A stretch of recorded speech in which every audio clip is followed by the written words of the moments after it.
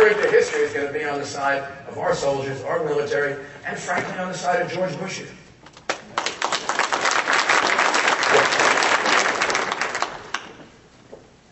I agree with you about the importance of fighting terrorism. I am concerned about how we fight it a bit, though. I happen to be the president of what's called the National Religious Campaign Against Torture. It's a against torture. It's a multi-faith organization, national organization, trying to eliminate all U.S.-sponsored torture.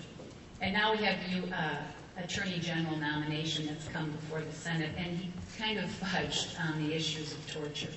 And I wanted to ask you two questions. One, do you think waterboarding is torture? And two, do you think the president can order something like waterboarding even though it's against U.S. and international law?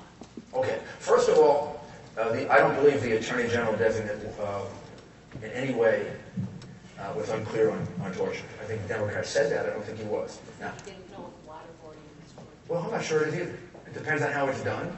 It depends on the circumstances. It depends on who does it.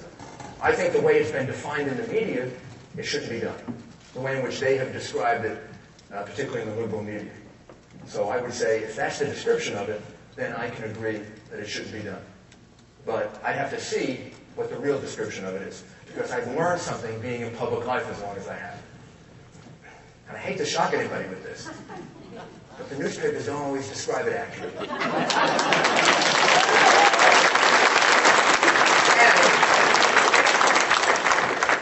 If I can't figure out that there's been a significant media bias against this war, then I shouldn't be running for President of the United States.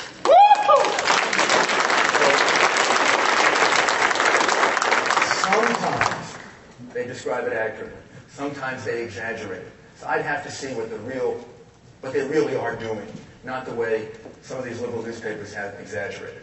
Now, on the question of torture, we should not torture. America should not stand for torture. America should not allow torture. But America should engage in aggressive questioning of Islamic terrorists who are arrested or who are apprehended. Because if we don't, we leave ourselves open to significant attack. And the line between the two is very delicate and very difficult.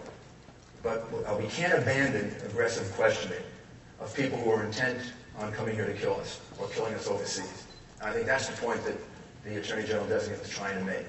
And the powers of the president are pretty significant in protecting the national security of the United States. They always have been. So I think what he was also trying to do is protect the powers of the president of the United States to deal with unforeseen circumstances, like the hypothetical we were asked during one debate. I've forgotten which one. If there was a terrorist attack on an American city, it was clear there were going to be additional attacks, and some of them were going to be nuclear. They were planned for the next couple of days, and one of the people involved in it was arrested. And the head of the CIA came to you and said, we have to do certain things to get the information from them. Would you authorize it? And I think most of us answered it, yes, we would. We would authorize doing whatever we thought was the most effective to get that information. The president has to have that kind of leeway. We've got to trust our president well enough to allow that. If we surround this so much with procedure, we're going to have some unforeseen circumstance in which the president's not going to feel comfortable making the right decision. He'll have the wrong person there. So I think America should never be for torture. America should be against torture. It violates the Geneva Convention. Certainly when we're dealing with armed competence, we shouldn't get near anything like that. There is a distinction sometimes when you're dealing with terrorists. You may have to use means that are a little tougher. And I see when the Democrats are talking about torture, they're not just talking about even this definition of waterboarding, which, again, if you look at the liberal media and you look at the way they describe it, you could say it was torture and you shouldn't do it. But they're talking about sleep deprivation. I mean, on that theory, I'm getting tortured running for President of the United States. I mean, that's plain silly. That's silly. That comes from people that have never investigated a real criminal case, never investigated organized crime. You know how I put hundreds of mafia people in jail? And I helped to put thousands in Italy in jail. You know how I did it? I did it by electronic surveillance and aggressive questioning. None of them wanted to give me the information. They didn't walk into my office and say, I want to tell you about all those mafia murders I participated in. They got it because we arrested them, we got very significant charges on them, and we questioned them for long, long periods of time with very aggressive techniques.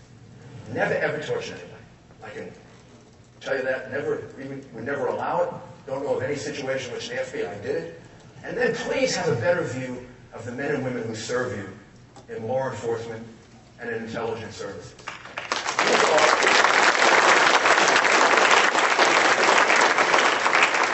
I know the liberal media paints them like, these are the good guys, not the bad guys. They really are.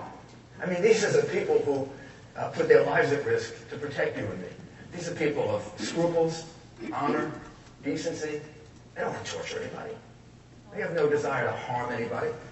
What they're dealing with sometimes are these enormously difficult life and death situations in which there's a possibility of getting information about a group of troops that are going to be killed, and you're going to have to go tell their mothers and fathers that they were killed, and there's a chance maybe of stopping it, or there are these. I mean, suppose some of the people who were going to do September 11 had been captured beforehand.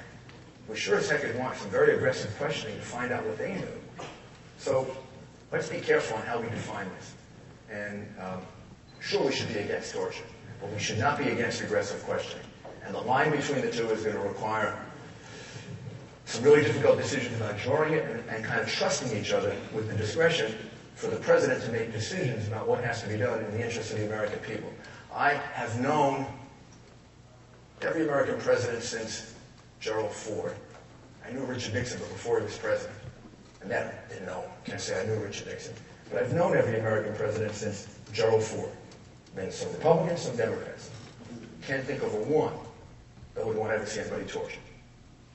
Also can't think of a one that wouldn't have the courage to make some tough decisions to protect the lives of the American people. And that's the kind of person you have to have as President of the United States.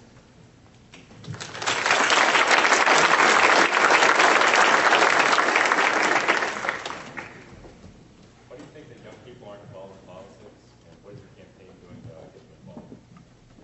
What is my campaign doing about getting young people involved in politics? And why don't you think they're involved in general, as students? We spend a lot of time. We have organizations of just students, organized here, organized in New Hampshire, organized in other states. We have, sometimes we have meetings just with students and talk to them, and we go to colleges a lot. Why don't you think a lot of students are involved in politics in general?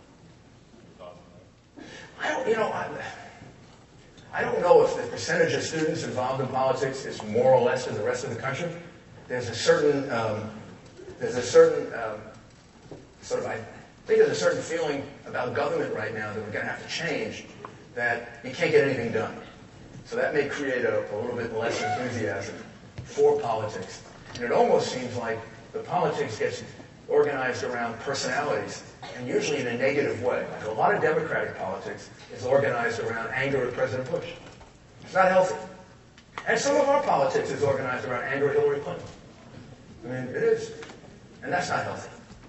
What it should be organized about, to disagree with the policies of either one, is fine. And then what we should be about are the opposite policies.